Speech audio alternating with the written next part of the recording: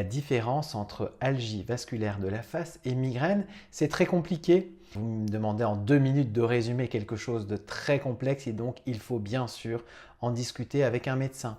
Mais en général, l'algie vasculaire de la face, ce sont des crises beaucoup plus courtes qui durent 15 à 180 minutes, qui sont associées à des signes différents de la migraine, à savoir une agitation, alors que dans la migraine, on est plutôt tranquille dans son lit si on n'est pas en train d'avoir des nausées, des vomissements. Il y a très souvent l'œil qui pleure, le nez qui coule, ce qui est plutôt rare dans la migraine. La douleur est extrêmement intense, les gens ont l'impression qu'on prend l'œil, qu'on le retourne dans le globe oculaire. Alors, bien sûr, dans la migraine, on a parfois des douleurs très intenses. Par contre, dans l'algie vasculaire de la face, c'est toujours du même côté, toujours sur la moitié du crâne, et puis ça revient avec une certaine périodicité.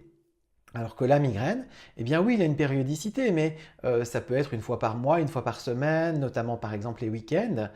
Ça ne dure pas entre 15 et 180 minutes, ça peut durer jusqu'à 3 jours, parfois dans les formes qu'on appelle état de mal migraineux plus longtemps encore.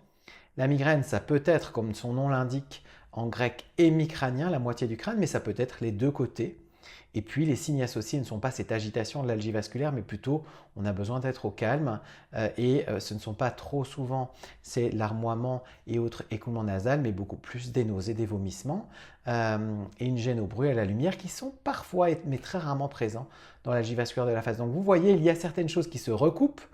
La chose importante, c'est de donner au médecin le maximum d'informations, de tenir un agenda de vos maux de tête pour qu'il puisse comprendre. Et puis, dans certaines formes très rares, chez certains patients, il y a la coexistence de plusieurs maladies neurologiques ensemble, de plusieurs types de céphalées.